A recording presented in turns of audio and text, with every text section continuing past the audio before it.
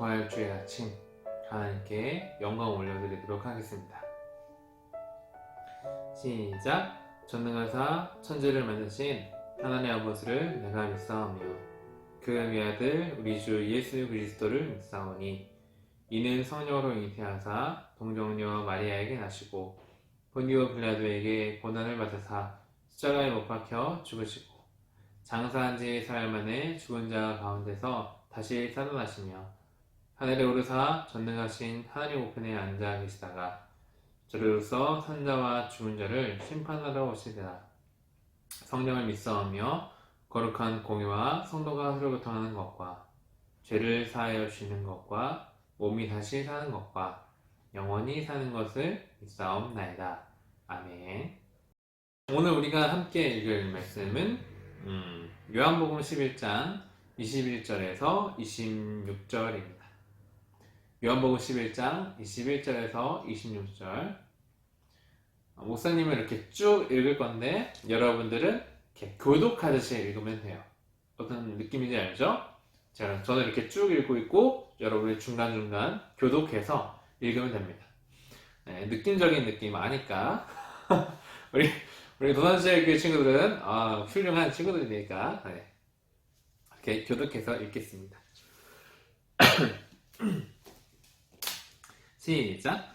마르다가 예수께 여짜오되 주께서 여기 계셨더라면 내 오라버니가 죽지 아니하였겠나이다. 그러나 나는 이제라도 주께서 무엇이든지 하나님께 구하시는 것을 하나님이 주실 줄을 아나이다. 예수께서 이르시되 내 오라비가 다시 살아나리라. 마르다가 이르되 마지막 날 부활 때에는 다시 살아날 줄을 내가 아나이다. 예수께서 이르시되 나는 부활이요 생명이니 나를 믿는 자는 죽어도 살겠고 무릇 살아서 나를 믿는 자는 영원히 죽지 아니하리니 이것을 내가 믿느냐. 아멘. 목사님은 비 오는 날을 되게 즐깁니다. 비를 맞는 걸 좋아하는 건 아니고 비 오는 날 카페 창가 쪽에 앉아가지고 커피 한 잔을 마시면서 사람들을 구경하는 것을 되게 즐겨요. 비는 막 내리는데 나는 안 맞지롱 이런 묘한 느낌도 있고. 그러다 어느 날 공통점을 발견했어요. 다른 건 아니고 모든 사람들이 비를 피하고 있다는 것입니다. 저도 비를 피하고 있고 또 거리를 다니는 사람들은 다 우산을 쓰고 다니고 우산이 없는 사람들 중에 막 급하게 이렇게 머리를 가리고 가는 사람들도 있고 어떻게 해서는 비를 피하고 싶은 모습이 보였어요. 비가 오는 날 누구도 비를 피할 수 없는 것처럼, 그죠? 어떻게든 이제 피하기 위해 노력하는 것처럼 사람들은 죽음이라는 것을 피하고 있습니다. 죽음이라는 것을 어떻게든 피하고 싶어 하죠. 건강제를 잘 챙겨 먹는 것도 그와 비슷한 연장선이다라고 할 수 있습니다. 현재 우리나라 또 전 세계가 코로나를 좀 이렇게 경계하는 이유도 그것이 그냥 거기서 끝나는 게 아니라 결국 죽음으로 이어질 수 있기 때문이죠. 오늘 본문의 이야기도 죽음이라는 것으로 시작합니다. 오늘 본문 17절을 함께 읽어볼까요? 시작. 예수께서 와서 보시니 나사로가 무덤에 있은지 이미 나으리라. 예수님이 이 이야기를 하기 전 며칠 전에 마르다와 마리아라는 사람이 있었어요. 그 사람이 사람을 보내서 예수님께 부탁을 합니다. 예수님, 저희 오빠가 많이 아파요. 병이 들어있어요. 좀 와서 고쳐주세요. 예수님은 알겠다 하시고 이게 좀 몇 가지 일을 치르시다가 다시 그 부탁받았던 땅 베다니라는 곳인데 그곳으로 들어가시게 됩니다. 그런데 어떻게 되었다고 나와 있죠? 이미 나사로가 묻힌 지 이미 나으리라. 즉 세상을 떠난 지 이미 4일이나 되었다. 무덤에 묻힌 지 이미 사흘이나 되었어. 시체가 썩어가고 있어. 이것을 설명하고 있는 부분이죠. 나사로가 죽기 전 마르다와 마리아는 어떤 생각을 했을까요? 서로 마음속으로 서로 얘기하면서 이렇게 했겠죠. 조금만 더 기다려보자. 예수님이 곧 오실 거야. 조금 오빠 막 힘들어하는 이 나사로를 보면서 오빠 조금만 더 견뎌봐. 조금만 더 힘내. 예수님이 오셔서 고쳐주실 거야. 이런 이야기를 나누었겠죠. 갑자기 막 열이 막 나거나 너무 힘들어하면 옆에서 두 손을 꼭 잡아주고, 또 어떤 날 좀 괜찮다 싶으면 마을 입구 쪽으로 나가서 예수님 언제 오시나 목을 빠져 기다리고 있을 것입니다. 예수님이 곧 오시겠지. 예수님이 오셔서 고쳐주시겠지. 이런 생각으로 하루하루를 보냈을 겁니다. 하지만 나사로는 세상을 떠나고 말죠. 무덤에 있은 지 사흘이 되었다라는 것은 우리가 느낄 때 4일이 되었구나 이런 느낌이지만, 이 당시 이스라엘 사람들에게는 3이라는 단어가 되게 중요했어요. 그리고 4라는 단어는 3의 연장선상에 있었습니다. 이 당시 사람들이 죽으면 3일 동안은 약간 지켜보는 시간이 있었다고 해요. 이제 가끔씩 의사가 잘못 판단하여서, 그 당시 의학이 높지 않으니까, 그죠? 이게 의사가 판단을 했을 때 잘못 죽었다 했는데 살아나는 경우도 있고, 혹은 죽었다가 혼이 떠돌다가 다시 이렇게 들어올 수도 있다, 이런 믿음을 가지고 있었다고 해요. 근데 3일이 지나면 어떻게 되느냐? 이제 끝났다. 이제 완전히 죽었다. 이 사람은 더 이상 살아날 가능성이 없다 라는 생각을 가지고 있던 거예요. 즉, 무덤에 있은 지 사흘이 되었다라는 것은 어떤 뜻이죠? 어떠한 방법과 어떠한 생각과 어떠한 추리라고 할까요? 소망이라고 할까요? 그런 생각을 아무리 굴려봐도 더 이상 살아날 가능성은 없다.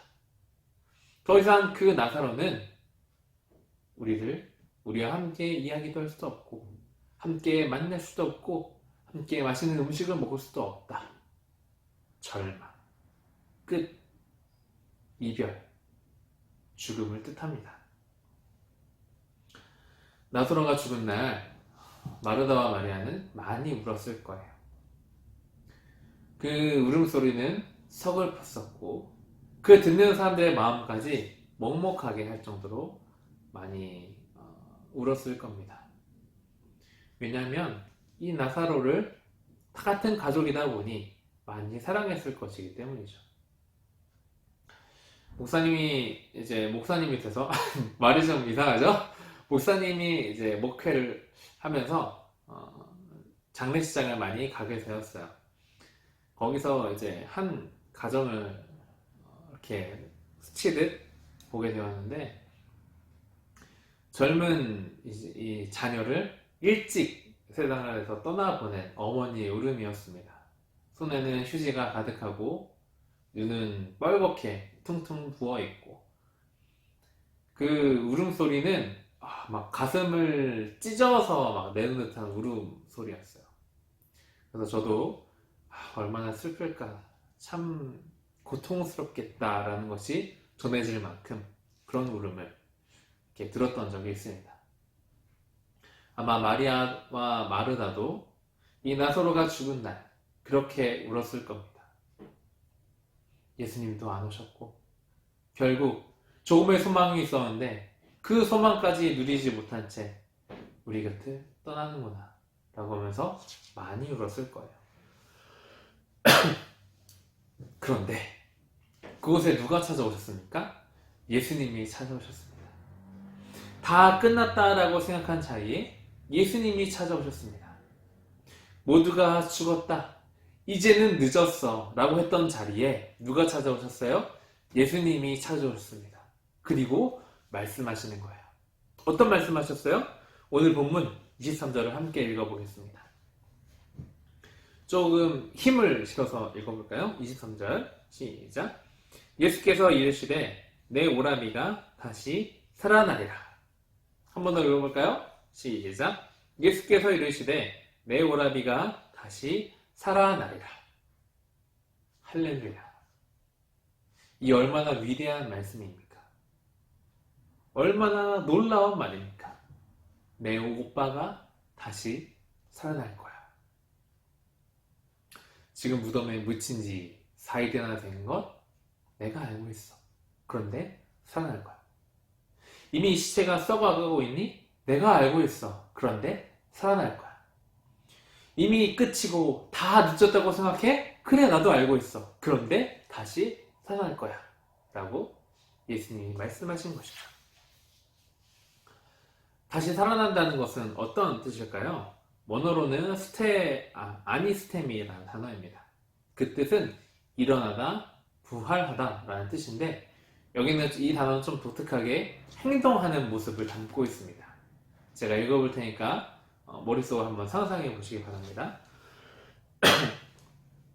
잠들어 있거나 병을 앓고 있는 사람을 일상적으로 불러. 잠들어 있거나 병이 들은 사람, 형부야 일어나. 그래서 라꼬마 일어나. 이렇게 하는 것처럼 일상적으로 불러서 손을 잡아 일으켜 세우는 것처럼 죽은 자에게 그와 같이 행동하고 일어나라. 손을 잡고 일으키고 어떻게 돼요? 그들은 살아난다. 이것이 아니스템이라는 단어에 담겨져 있습니다. 다시 말하면 너무 쉽게 예수님께서 죽은 나사로를 살아나게 하신다라는 것입니다. 다시 말하면 예수님께는 죽은 사람을 일으키는 것, 다시 살리는 것, 일상적인 일이다. 우리가 숨을 쉬는 것처럼, 이렇게 팔을 움직이는 것처럼 너무나도 일상적인 일이다 라는 것이 담겨져 있죠.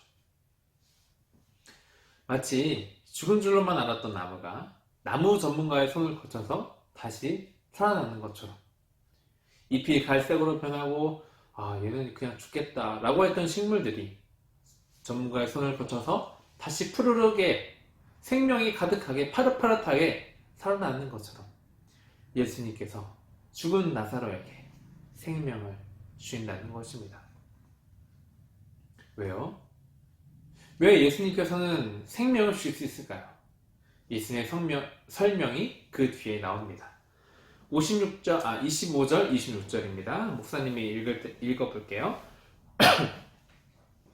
예수께서 이르시되 나는 부활이요 생명이니 나를 믿는 자는 죽어도 살겠고 무릇 살아서 나를 믿는 자는 영원히 죽지 아니하리니 이것을 내가 믿느냐. 왜 예수님은 생명을 주실 수 있어요? 예수님 자체가 나는 부활이다. 나는 생명이다. 예수님 자체가 부활이다. 예수님이 생명이기 때문입니다. 그래서 생명을 주실 수 있는 것이죠. 다시 말하면 예수님은 부활을 주시는 분, 예수님은 생명을 주시는 분이라는 것입니다. 어느 자리에서요? 오늘 이야기의 첫 단추, 죽음이라는 자리에서도요. 죽음은 무엇입니까? 지금까지 이렇게 설명을 했던 것처럼 모든 사람이라면 겪고 싶지 않은 가장 절망적인 사건, 인간이 살아가면서 누구나 공평하게 겪는 죽음. 끝. 사전에 보면 이런 뜻이에요. 생명이 없어지는 현상. 이것을 죽음이라고 합니다. 예수님은 그 죽음의 자리에서도, 이미 죽은 상황에서도 어떻다고요? 생명을 주시는 분이라는 것입니다. 자, 그러면 예수님께서 생명을 주신다는 게 어떤 의미일까요? 생명 많이 들었는데 예수님께서 생명을 주시면 어떤 일들이 일어날까요? 이사야서 35장 1절 2절에 이런 말씀이 있습니다. 목사님이 읽어볼게요. 광야와 메마른 땅이 기뻐하며 사막이 백합화와 같이 피어 즐거워하며 무성하게 피어 그 꽃들이 무성하게 핀 거죠. 기쁜 노래로 즐거워하며 레바논의 영광과 갈멜과 사론의 아름다움을 얻을 것이라. 여기까지만 읽어보겠습니다. 여러분, 광야는 어떤 곳인가요? 그 1절 바로 뒤에 메마른 땅이라고 이렇게 바꿔서 말합니다.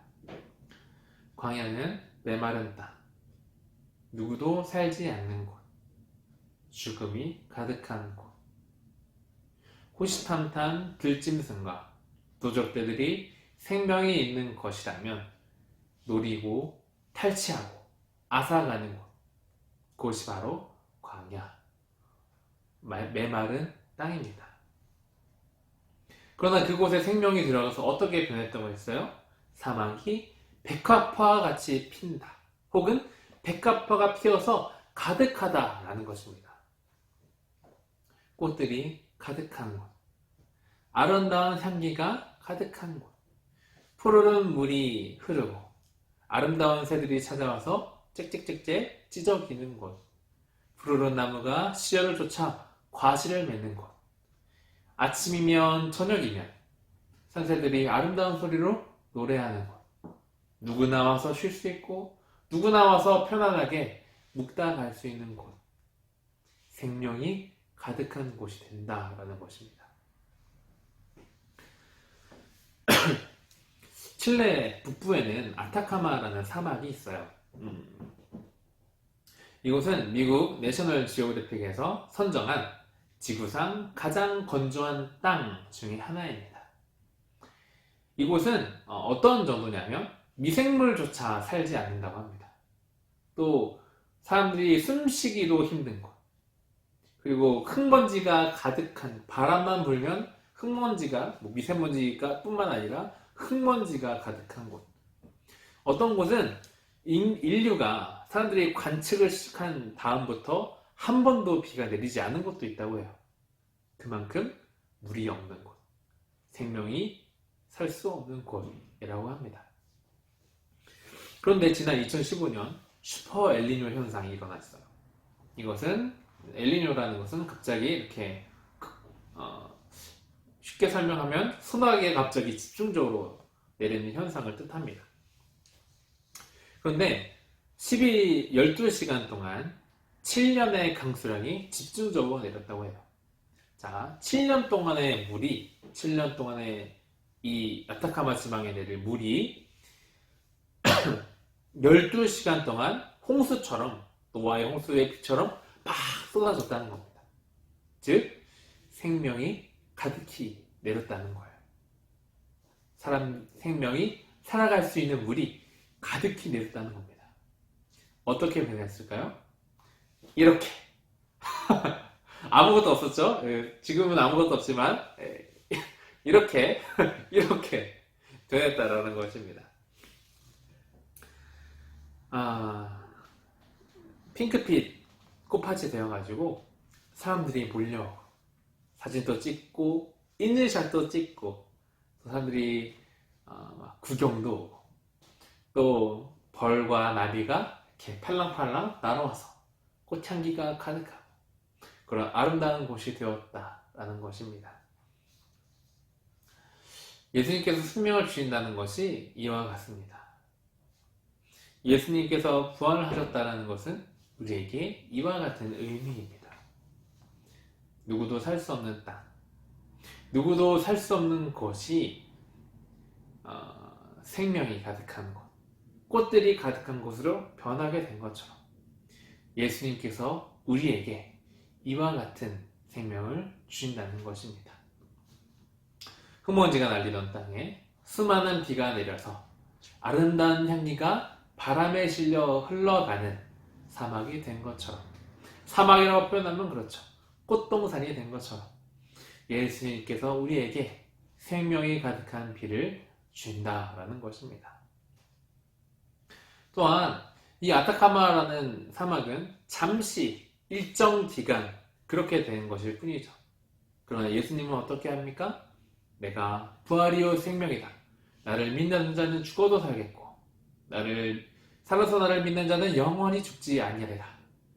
영원한 생명, 그 아름다운 꽃들을 만개할 수 있는 그 위대한 생명을 지금부터 영원까지 주신다는 것이 예수님께서 주시는 생명, 부활절에 담겨진 의미입니다. 말씀을 정리하겠습니다. 오늘 나사로는 죽음을 맞이했어요. 맞이하지 않았죠. 이미 죽은 지 4일이나 되었습니다. 모두가 끝이라고 생각했고, 모두가 소망이 없다고 생각했고, 이미 늦었다고 생각했습니다. 그곳은 죽음과 슬픔, 눈물이 가득한 곳이죠. 그러나 반전이 일어났습니다. 예수님께서 찾아오셨습니다. 그리고 말씀하셨습니다. 내 오빠가 살아나리라. 그래서 어떻게 되었죠? 죽은 나사로가 죽은 지 사흘이 되었지만 살아나는 기적이 펼쳐지게 되었습니다. 오늘 이와 같은 생명이 필요한 곳이 어디입니까? 바로 지금 우리가 살아가고 있는 땅인 줄로 믿습니다. 특별히 하나님께서 코로나로 인해 신음하고 있는 저와 여러분들에게, 지구상에 흩어져 있는 모든 그리스도인들에게 죽은 자도 일어나는 예수님의 생명을 우리에게 주실 줄로 믿습니다. 아타카마 사막을 코똥산으로 변화시킨 생명을 저와 여러분들에게 주실 줄로 믿습니다. 특별히 아름다운 그런 생명을 통해 아름다운 향기가 가득한 생명의 봄바람이 저와 여러분들에게 가득할 줄로 믿습니다. 오늘 부활절을 맞은 저와 여러분, 부활절 기간 동안, 사순절 기간 동안, 아니면 지금 이 순간부터 예수님의 영원한 생명이 저와 여러분들의 삶 가운데 가득하게 되기를 예수님의 이름으로 축복합니다. 기도하겠습니다. 참 좋으신 하나님 감사합니다. 우리에게 생명을 주시기 위해 이 땅에 오셨고 죽은 나사로를 그 위대한 생명으로 살려주시니 감사합니다. 사람들은 생각합니다. 절망할 때가 있습니다. 더 이상 소망이 없다고 느낄 때가 있습니다. 그러나 예수님은 그 자리에 찾아오셔서 생명으로 바꿔주신 줄로 우리가 오늘 말씀을 통해 만나게 되었습니다. 하나님, 우리가 살아가고 있는 이 땅에 당신의 생명이 필요합니다. 이 코로나가 빨리 종식되게 하여 주시고 예수님의 생명이 가득한 우리들의 삶이 될 수 있도록 하나님의 은혜를 베풀어 주시고 절망하거나 슬퍼하거나 마치 죽음의 길을 걷고 있는 사람들이 있다면 예수님이 이 시간 찾아가 주셔서 그 삶을 예수님의 생명으로 채워 주옵소서. 절망과 죽음이 가득한 땅이 아니라 생명이 가득하고 기쁨이 가득하고 즐거움이 가득한 그들의 삶이 될 수 있도록 하나님 생명을 허락하여 주옵소서. 감사드리며 귀하신 예수님의 이름으로 기도드립니다. 아멘. 축도로 예배를 마치겠습니다. 지금은 우리에게 무한한 생명을 주시기 위해 예수님이 이 땅에 보내신 하나님의 그 크신 사랑과 그 생명을 주시기 위해 죽음에서 부활하신 예수님의 그 놀라우신 은혜와 실제대로 삶의 자리에서 죽음으로, 절망으로, 소망이 없으므로 이제 더 이상 내가 살아날 구멍은 없다 라고 생각할 때 예수님의 생명을 생각하게 하시고 죽은 나사로가 살아나는 그 놀라운 말씀을 기억하게 하셔서 우리로 예수님의 생명을 누리게 하시는 하나님의 성령님의 은혜가 예수님의 생명이 필요한 우리 모든 중고등부 친구들 인생 위에 지금부터 영원까지 우리를 살아나게 하시고 무한한 생명으로 채우시는 예수님의 은혜가 함께 있을지어다. 아멘. 친구들 안녕. 지난주에 처음 영상 광고를 찍었는데 선생님은 결국엔 스킵했어. 보지도 않고 그래서 손발이 오그라지는 현상이 생겨서 스킵을 했습니다. 이번 주 광고할게요. 정상적인 예배는 아마 4월 26일부터 예배가 진행이 될 것 같아요. 그 다음 주까지는 우리가 영상 예배로 계속 진행이 될 것 같습니다. 그리고 고난주간 새벽 기도회를 참석한 친구들이 많이 있네요. 그래서 우리가 중고등 예배가 개시될 때 그 친구들한테 시상을 하겠습니다. 그때까지 우리 친구들 좀 참아주시고요. 그리고 오늘 특별하게 오늘 우리 친구들이 예배 드리는 아마 시간에 선생님들이 도착할 수도 있어요. 근데 선생님들이 그 택배 신방을 하기로 했어요. 그래서 우리 친구들이 택배로 보낼까도 했는데 멀리라도 우리 친구들 얼굴 한번 보고 싶다는 선생님들이 많아서 우리 친구들한테 직접 택배 배송이 갈 것 같아요. 그러니까 우리 오후에는 우리 친구들이 좀 집에 있어서 전화를 받아주세요. 모르는 전화가 오더라도 꼭 전화 받으셔서 우리 친구들이 그 선물을 받을 수 있도록 그리고 꼭 나올 때는 마스크를 착용하고 나오세요. 아니면 또 선생님들한테 괜히 또 오해 살 수 있으니까. 그리고 부재 중일 때 그 담임 선생님한테 전화 주시면 좋을 것 같아요. 그러면 우리가 집 앞에다가 선물 상자를 내려놓고 갈게요. 그러니까 우리 친구들 꼭 내일 오후에는 꼭 전화 받아주시고 마스크 쓰시고 꼭 선물 받아가시면 좋을 것 같아요. 그 선생님들한테 좀 반갑게 손 흔들어주고 악수는 안 되지만 손 흔들어주면 좋을 것 같아요. 우리 친구들 선생님 좀 아까 전에 산에 올라갔었는데 산에 날씨는 너무 좋은데 사람들이 바깥에 못 나오니까 많이 우려하는 것 같아요. 그래서 우리 친구들 정말 잘 이겨내고 힘내고 파이팅하세요. 그러면 우리 다음에 또 봅시다. 안녕. 안녕.